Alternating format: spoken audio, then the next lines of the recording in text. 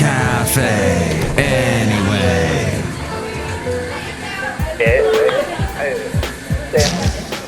Mike's Daily Podcast. Well, I don't know what this is, this show, the FF episode. I think it's 2000. Mike's Daily Podcast. 263. Okay, that's, no, 62. 2262. Who knew?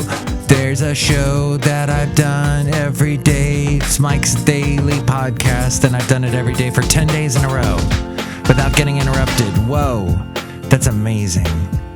Thank you for being Mike's Daily Podcast. profoundly moved just like I am. It's amazing. 10 days in a row. Mike's How is that possible? Daily All right, enough gloating. Podcast. It's good to have a daily podcast. Yeah! Because there's stuff going on in the world. All kinds of stuff. Local stuff. Because we're here in Podcastra Valley, the last place on earth. Cafe Anyway. Thank you for stopping by. It is called Cafe Anyway because, anyway. There is an interesting post. So I have told you about Nextdoor. And I laugh at it because there are a lot of people, there was a really strange looking van that drove down my street. Every van in the Bay Area looks strange. There's a lot of delivery vans bringing us stuff like mackerel. Hey, it's got good fats in it, omega-3s, mackerel. That's why it comes to my house. And then, of course, there's the cats, which that is going to pertain to the podcast picture today. But I'm a little bit ahead of myself slightly. So there's this one post that I saw on Nextdoor. Ridiculous Random Posts used to be a segment on this show, by the way, back in the early days, 10 years ago, of Mike's Daily Podcast. So this guy posts this post, and this pertains to Podcastra Valley. Anyone else sick of the homeless situation caused by First Presbyterian on Grove Street? This is a problem here locally. And here's today's podcast picture. It's not of the homeless by First Presbyterian on Grove Street. It's of a visitor that we have often now at my house. And that would be Rodler. We've talked about Rodler before. My lovely lady friend and I went into a very deep discussion about Rodler on the Sunday podcast, if you want to listen to that, from 625 or 28, 27. That's what I think. So check that out. Basil would not approve of cats, though. The late, great Basil the Boxer. We will have a very special tribute to him in about 17 days. That's right, Basil. The great Basil the Boxer. But yes, this Rodler, which yes is another name for a type of beer that's got lemonade in it, because German bicyclists love that after a long ride. The cat has a lot of personality, very cool. This cat was a feral cat. Now it's kind of gotten friendly. Now, on the show we did Sunday, lovely lady friend and I were talking about, wow, how friendly this cat has gotten. Well, that ebbs and flows. Now the cat's being very standoffish with me, a little bit kinder to lovely lady friend, probably because she feeds him. And she's like, hey, I got to be nice to this person, to this human. The other guy, So see that picture at mikesdailypodcast.com. What was interesting about the picture was that Rodler went up to a little shrine, a little memorial we have for Basil the Boxer, who passed away almost a year ago. And there's a bunch of Basil's toys there, his lamb chops, and he loved bubble wrap. So we keep like a little bubble wrap in this little shrine. And so you can see Rodler's kind of inspecting it. At mikesdailypodcast.com, you'll find that podcast picture. So this guy says, First Presbyterian homeless. Anyone else sick of the homeless situation caused by First Presbyterian on Grove Street? Which, incidentally, when we lost Basil and, we were trying to figure out what to do with them, and a lot of pet owners, a lot of dog owners will cremate their dogs and They keep the ashes, and that's what we did with Basil, and keep him in this little box that kind of looks like the wood kind of reminds us of the brindle color of his coat. So where the cremation happened is actually just across the street from this church. Our streets are starting to look like a third world country, says this person on Nextdoor, full of drug use and the mentally ill. They think they are doing good, meaning First Presbyterian on Grove Street, but they are just enablers at this point. This is in regards to all the chronic homeless, not the nice people in the tiny homes down on their luck. And then he gives a phone number to call to voice your displeasure. It's time we take our neighborhood back. There are then 480 comments underneath this. The one that's like the closest to the top, because I'm too lazy to scroll down 480 comments. I think we should start spending the millions and billions of dollars on building secured wellness centers and grooming the large number of mental health and recovery workers that will be needed. Give scholarships and pay them a decent wage so there will be people who want to do that type of work. So, and somebody else writes, always absolutely buy everything from other towns. My only worry is Harbor Freight. Wait, what? Somehow that message has no relevance whatsoever. So that is a problem that we have here in Podcastro Valley. There's a church trying to do something good, and it's ending up causing residual problems. There are people crossing the street on Grove that, let's just say, don't pay attention to traffic rules and just sort of meander and walk around the street and endanger their lives. And then there are people that are sleeping on the sidewalks on the middle of the street, which is just outside of a suburban neighborhood. But Grove Street is a very busy street as we go outside a cafe anyway, where we bring you Mike's Daily Podcast somewhere in Podcastro Valley. If you would like to comment on this, you can call me 336-MM Daily. 3 + 3 = 6. MM is at Mike Matthews. Daily isn't what this podcast is. We should probably get lovely lady friend on this podcast to comment on it. But yeah, what do? We do turn our back on people that need help? Or do we complain? Or do we do something about this? Try and help society. So that's the thing going on here in Podcastro Valley on Mike's Daily Podcast today, FF episode 2262. What I am doing at the moment is uploading podcast pictures, a whole bunch of them, to this Google Drive that I have. Now, you may know that Google Photos decided at the beginning of this month, actually, today is the last day of June. So at the beginning of this month, they said, nope, that's it. We used to give you unlimited storage, but now we're just going to say sayonara. Whatever you upload is going to basically be taking we give you a set amount of time. I think it's 15 for free. You get 15 gigabytes. So if you now start uploading photos since June 1st, and it cuts into your 15 gigs and your storage allotment. New photos uploaded with high quality and express quality resolutions will count toward the user's 15 gigabytes. When you reach the limit, you have to subscribe to a Google One account to back up all photos. Oops, and I just told my Samsung phone to turn on, and now it's telling me, sorry, I'm not sure if I can help you. When you reach the limit, you have to do that. At a high quality resolution, photos are compressed to 16 megapixels. Now, according to Consumer Reports experts, that's adequate for most purposes. For example, it's enough to print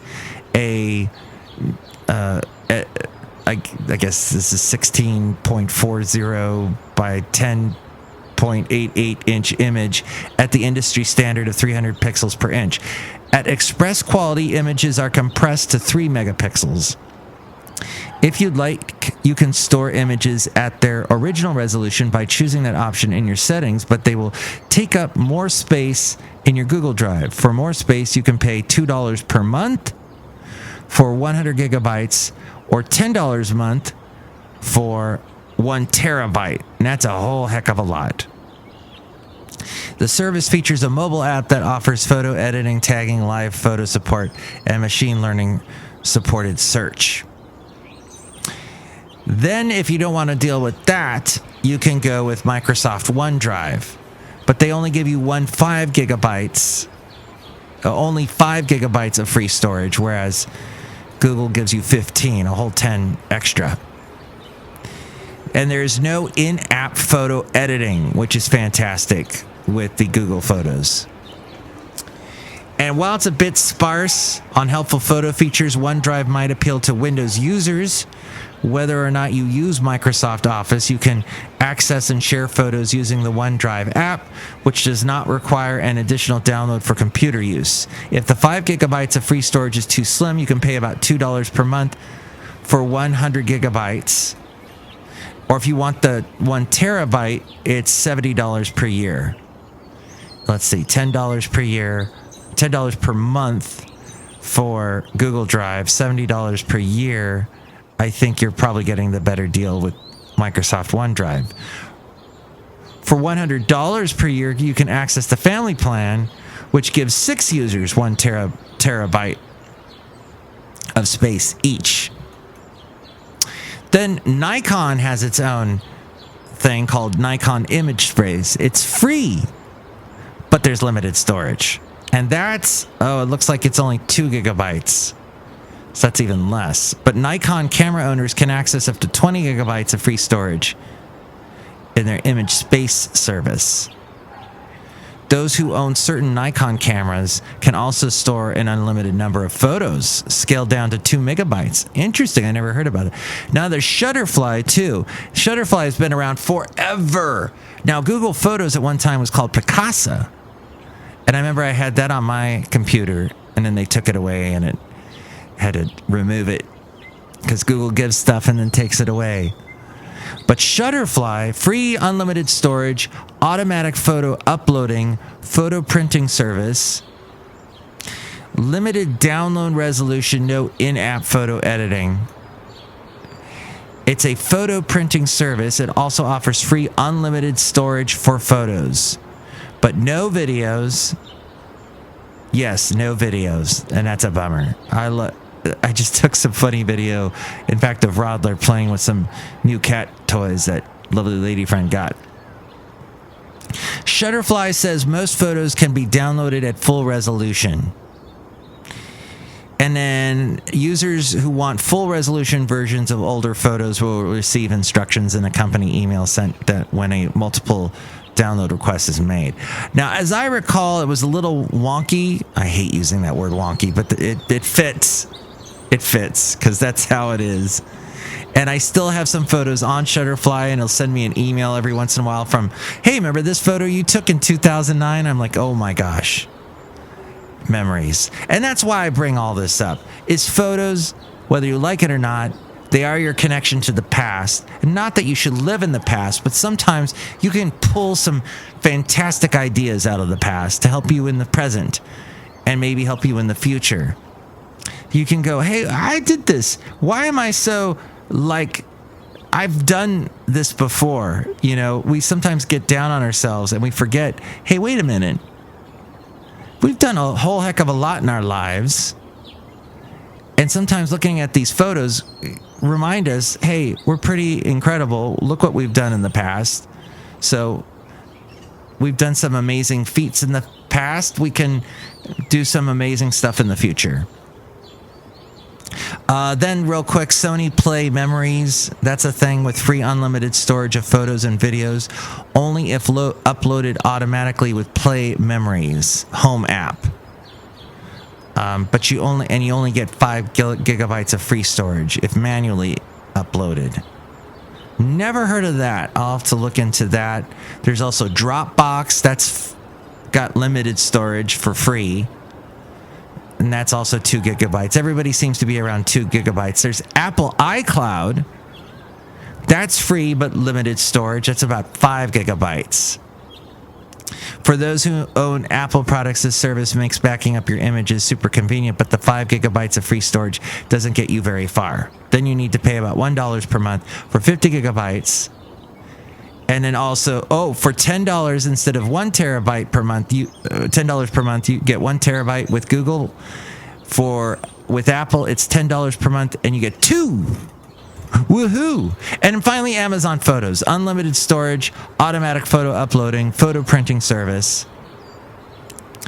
And that's all with Amazon Prime. So if you're an Amazon Prime member, you get this. You have access to this free unlimited service. And unlike most free options, Amazon Photos has no size restrictions for images. Google Photos has a size restriction. For files larger than 2 gigabytes, though, you have to use the free Amazon Drive desktop app instead of the Drive website to upload images. Like photo storage services from Apple and Google, Amazon Photos also features a mobile app. It's called Prime Photos, which offers editing features, tagging, support for those live motion photos you see on smartphones, and machine learning supported search. That's sort of like, hey, see this face, this person, find all the photos with that person in it, or this place, or that kind of thing. That last feature uses artificial intelligence to recognize objects in your photo, which can help locate items in your collection. And there you go. I thought I would share that with you today. And I pulled that all from this consumerreports.org. They should know. We're outside a cafe anyway, somewhere in Podcastro Valley. Look who's here. Hello, Michael Masters, Madame Rudebega. And yes, I was talking about Nathaniel Ratcliffe on Sunday, and I used to date him. Oh, yes, we heard all about that. So 2021 has been great for you, huh? Yes. Do you like the fact that you don't have to wear masks as much, although you probably should if you're around a bunch of people you don't know? Yes. And do you want to go swimming naked? No. You don't? Okay. Just checking. Some people want to swim naked. Or naked. Naked as... what was his name? Oh, that comedian. Louis Grizzard. He said naked means you're naked and you're up to something. What are you looking most forward to in 2021 was asked back in January by the Costco Connection. Listen to some of these answers, and here we are more than halfway through the year. What do you think about these? This one person says, a summer celebration with my extended family with a new appreciation for how special life is. Fewer screens, more people. Being able to finally throw a party for my 60th birthday, which will require supplies from Costco. That's why they got published, because they did a plug for Costco. I just did a plug for Costco, now a slug. Why don't you sell hot dogs past 8:30 at night? If I'm stuck in line with all my groceries and you technically close at 8:30, I'm still in line. I'm going to buy my stuff. You should allow me to get a dang hot dog deal. My first grandson is coming in 2021. It's the first time I look forward to inoculations from Costco so I can get my hands on that. Gosh, is there anything here that doesn't say the dang word Costco? I guess I am reading this from the Costco Connection. All right. Yeah, no. Oh, Costco samples. Yeah. Is that ever going to come back? Ken, at my job, who's been on the show, was telling me about how Ricky Schroeder, or is it Rick Schroeder?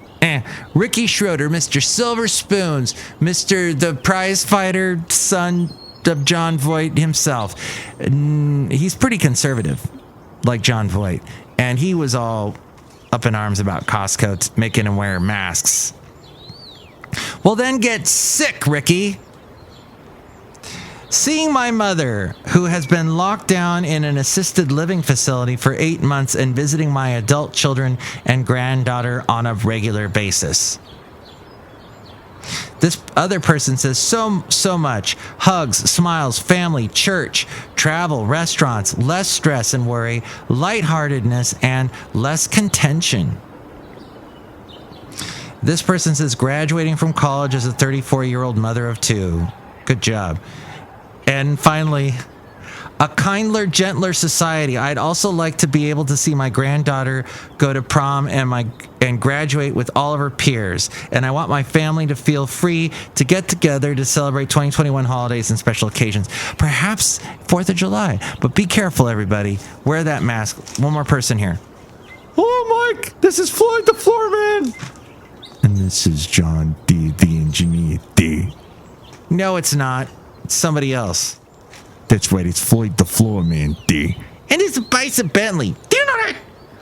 Michael, can we take our masks off? Yeah, masks. Do you know that? That's terrible. Yeah, I wish you would take those masks off. They're pretty scary. Those ones of It's a nightmare of a show. the scary monster that you. Next show it'll be Shelley Shuhart, Floyd the Floorman, and John Deere the engineer. Ridiculous random. Oh, we should play this too. Yeah, we just played that. So there you go. That was from the ridiculous random post part of this podcast. Take us out, A-Frame. Mike's Daily Podcast is written and produced and performed by Mike Matthews. His podcast is super easy to find. Download or listen to his show and read his blog at mikesdailypodcast.com. Email Mike now at mikesdailypodcast@gmail.com. See you tomorrow. Bye.